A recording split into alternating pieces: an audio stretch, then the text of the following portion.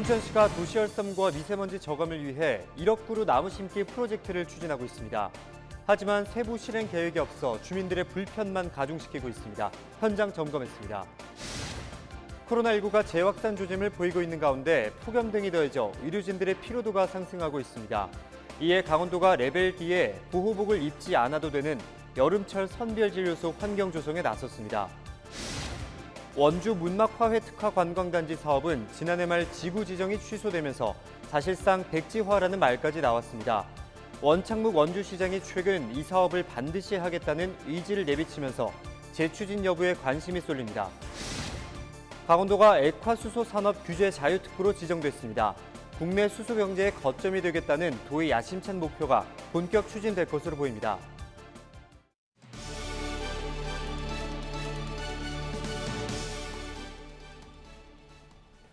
여러분 안녕하십니까? 헬로티비 뉴스입니다.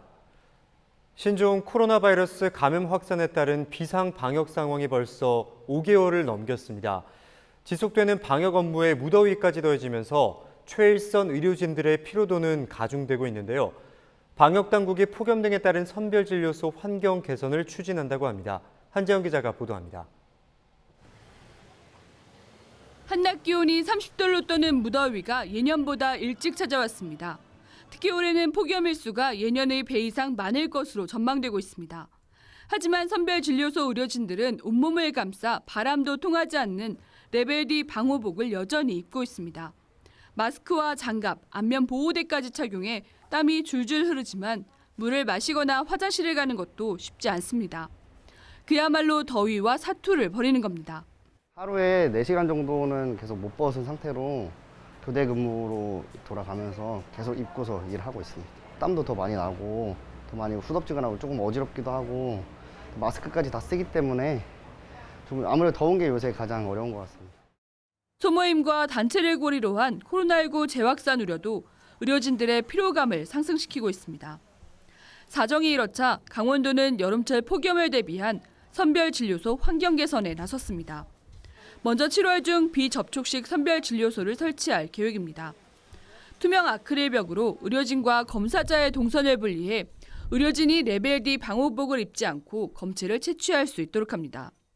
진단 검사를 받는 사람이 투명한 아크릴 벽 밖의 검체 채취실에 있으면 의료진이 비닐 장갑이 달린 구멍을 통해 손을 뻗어 검체를 채취하는 시설로 의료진 공간과 검사자의 공간이 완벽하게 분리되어 레벨 D 보호복을 입지 않고도 안전하게 검체를 채취할 수 있어 충분한 휴식과 수분 섭취가 가능하도록 근무 시간도 탄력적으로 조정해 가장 더운 오후 시간대에는 선별진료소 운영을 축소할 수 있도록 합니다.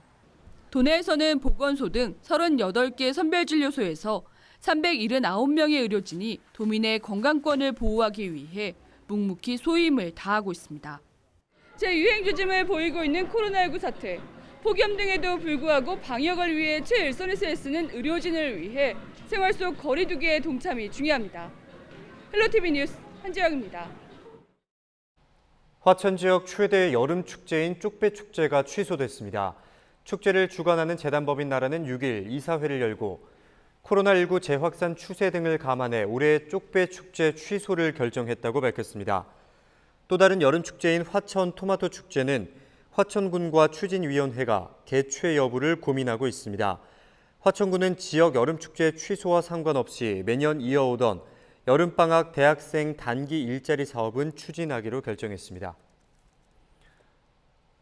원주시가 역점적으로 추진하던 문막화훼 특화 관광단지 조성 사업, 사업자가 토지조차 확보하지 못해 관광단지 지구 지정이 취소되는 등 사업이 원점으로 돌아갔는데요. 원창묵 원주시장이 이 사업을 반드시 하겠다는 의지를 내비쳤지만 재추진이 가능할지는 미지수입니다. 이다혜 기자입니다. 뜨거운 여름볕 아래 농작물이 익어가고 있습니다. 원주 문막 화훼 특화 관광단지 조성이 예정됐던 부지입니다.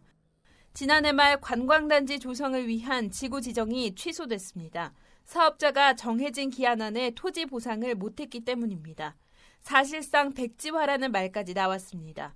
그런데 원창묵 원주시장이 재추진 계획을 밝혔습니다. 최근 열린 민선 7기 2주년 정례 브리핑에서입니다. 원 시장은 문막 화훼 특화 관광단지 조성이 조속히 추진되도록 하겠다며 문제가 된 열병합 발전소에 대해서는 다른 에너지원도 검토 중이라고 말했습니다. 그러나 재추진이 가능할지는 미지수입니다. 일단 사업비 확보가 최우선 숙제입니다. 사업 대상 부지 소유주들은 수년이 지나도록 보상금 지급도 못한 사업자를 믿기 어렵다는 반응입니다. 투자자를 확보했다는 말에 토지 승낙서를 내줬던 땅 소유주들도 대부분 서류를 되찾아갔습니다. 업자가 자금이 없으니까 안 되는 거지 뭐. 업자가 좀 다 내려놓고 다른 사람이 와서 해야지 뭐가 되지. 더 큰 문제는 화훼단지의 열공급 시설로 추진된 SRF 열병합 발전소 건립입니다. 고형 폐기물을 사용하는 열병합 발전소 건립은 각종 환경 논란과 인허가 실패 등으로 사실상 중단된 상태입니다. 사업자인 원주에너지 측은 다른 에너지원으로 변경은 어렵다는 입장을 고수하고 있는 상황. 이런 가운데 반개산업단지 내 발전소 사업 부지에 대한 용도 변경 절차가 추진되면서 발전소 사업마저 취소될 위기에 놓였습니다. 현재는 대부분 그 열병합 발전소 용지를 제외한 용지는 대부분 분양이 이제 완료가 된 상태입니다. 그래서 이제 지금 현재 이제 다른 기업들도 이제 분양 수요가 있는 상황에서 지금 이제 그 활용을 못 하고 있기 때문에 아마 원주시는 민간 사업의 영역으로 개입할 수 있는 부분에 한계가 있다면서도 사업자를 상대로 조속한 대책 마련을 요구하겠다는 입장입니다. 사업 추진 7년 만에 원점으로 돌아간 원주 문막 화훼 특화 관광단지 조성 사업이 원주시의 의지만으로 다시 추진될 수 있을지 주목됩니다. 헬로티비 뉴스 이다입니다. 강릉시가 코로나19 확산을 막기 위해 드론을 활용한 코로나19 예방에 나섭니다. 강릉시는 17일부터 개장하는 경포해수욕장 등 지역 내 15개 해수욕장에 10대의 드론을 투입하기로 했습니다. 카메라와 스피커 등을 부착한 드론은 2m 이상 거리 두기와 마스크 착용 등을 감시하고 예방 수칙을 수시로 홍보해 관광객의 경각심을 높일 수 있도록 합니다. 이 밖에도 모든 방문객을 대상으로 발열 검사를 실시하고 안전을 확인하는 손목 밴드 착용을 의무화하도록 했습니다. 춘천시가 옛 캠프페이지 공원을 조성하기 위한 설계를 공개 모집합니다. 춘천시는 최근 옛 캠프페이지를 시민문화공원과 그 주변을 사람 중심 보행 진화도로로 조성하기 위한 마스터 플랜 설계 공모를 공고했다고 밝혔습니다. 대상지는 춘천역에서 바라봤을 때 왼쪽 부지인 꿈자람 어린이공원 일대로 최종 당선작 1개 팀은 12억 원 상당의 마스터 플랜 수립 용역 계약 체결 우선 협상권이 부여됩니다. 공모는 조경과 건축, 도시계획 등 관련 분야 전문업체 컨소시엄을 대상으로 다음 달 11일까지 진행됩니다.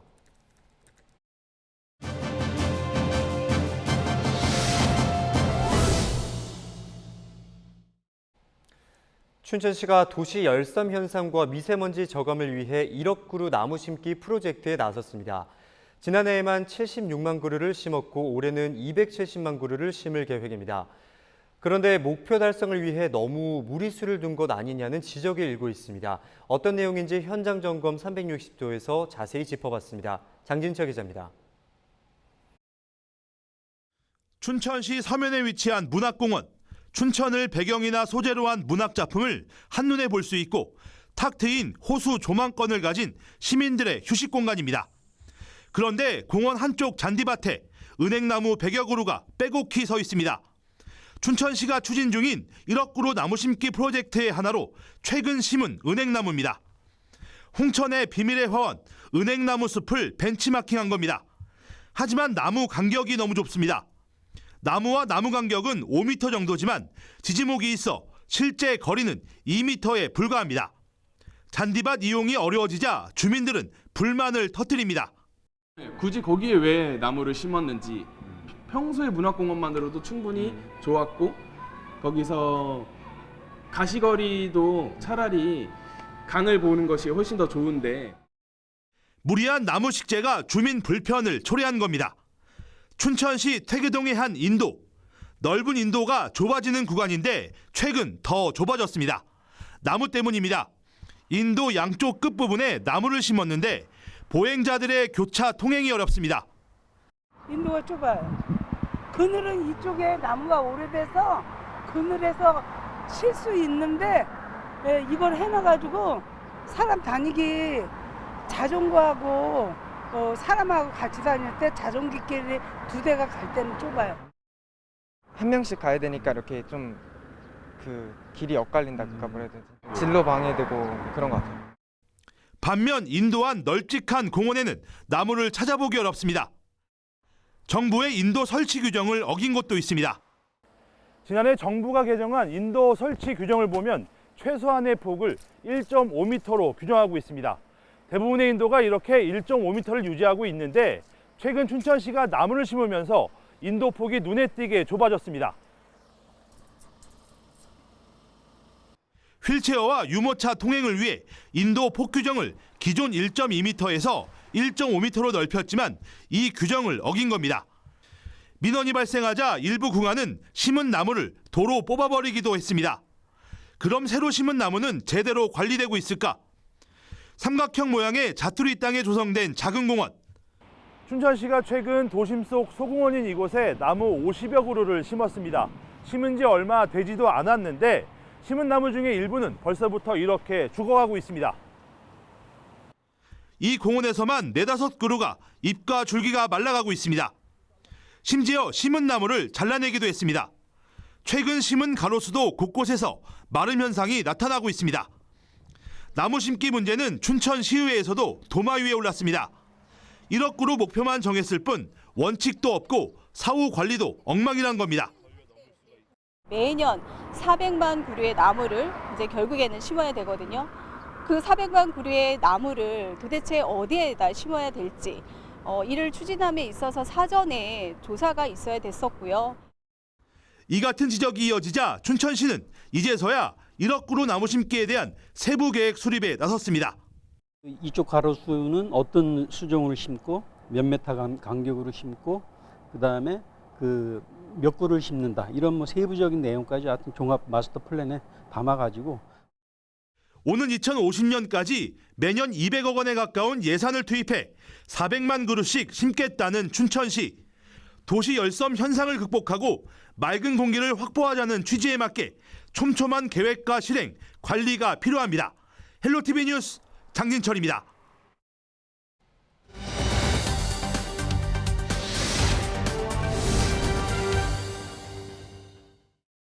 강원도가 추진하는 강원 액화수소산업 규제 자유특구 계획이 정부의 3차 규제자유특구로 지정됐습니다.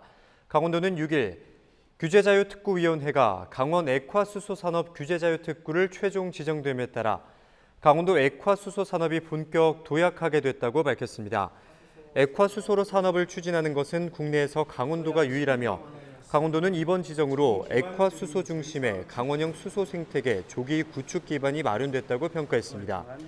앞으로 강원도 액화수소 규제자유특구에서는 총 23개의 특구 사업자가 7개의 규제 특례를 적용받아 제품의 안전성을 검증하는 실증 특례 기준안을 마련하며 내년부터 4년간 국비와 지방비 등 305억 원이 투입됩니다.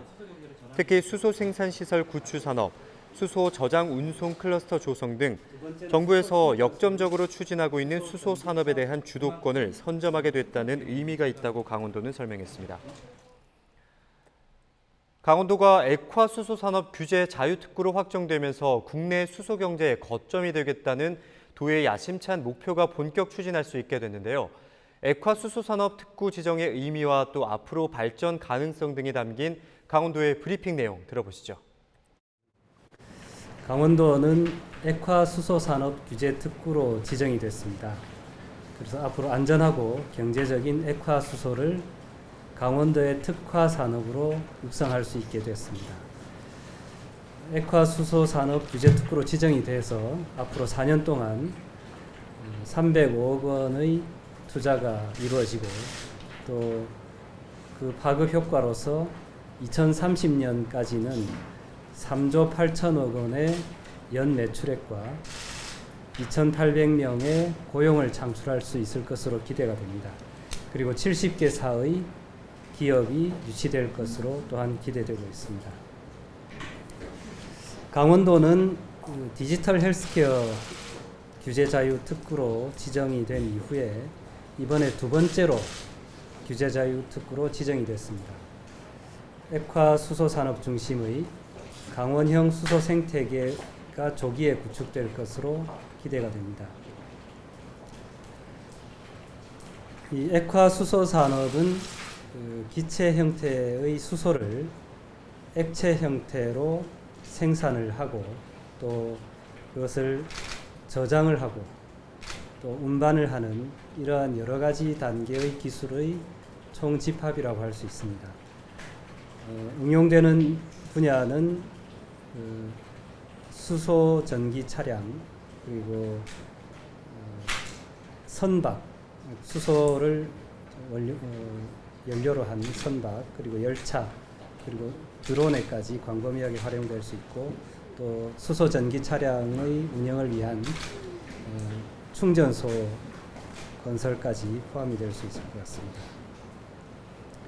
이러한 그 실증 특례는 오로지 강원도에서만 이루어질 수가 있습니다. 지금까지 액화 수소라고 하는 개념 그리고 그것의 생산, 저장, 운반에 관한 어떠한 기준이나 표준도 우리 정부에서는 마련되어 있지 않기 때문에 앞으로 강원도에서 액화수소 산업을 발전시켜 나가면서 또 실증을 해 나가면서 이러한 기준과 제도가 우리 도 내에서 시작돼서 마련이 될 수 있을 것으로 그렇게 기대를 하고 있습니다.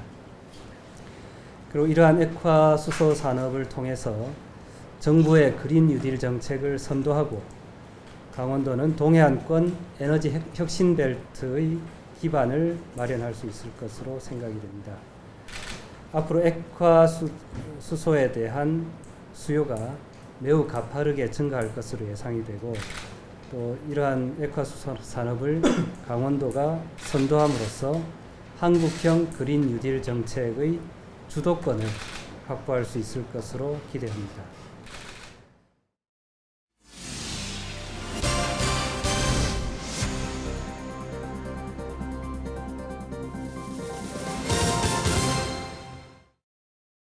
제10대 춘천시의회 후반기 부의장에 더불어민주당 윤채욱 의원이 선출되는 등 상임위원장 4자리까지 여당이 차지한 채 원구성이 마무리됐습니다.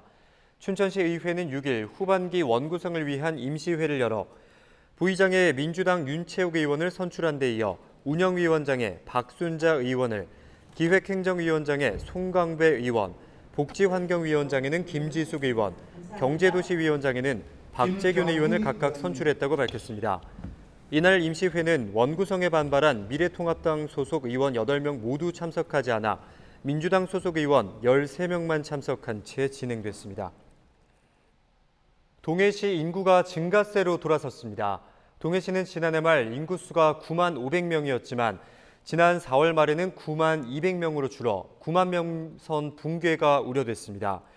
하지만 인구 늘리기 지원 조례를 제정한 이후 사회보험료 지원과 일자리 사업 등 전입 지원 정책을 대폭 확대하면서 인구수가 증가세로 돌아섰습니다. 이에 지난달 말 인구수는 9만 454명으로 2달 사이에 221명이 증가했습니다. 동해시는 인구 증가를 위해 청년 네트워크와 가족 친화 사업 등 정주 여건 개선 사업을 확대해 나갈 계획입니다.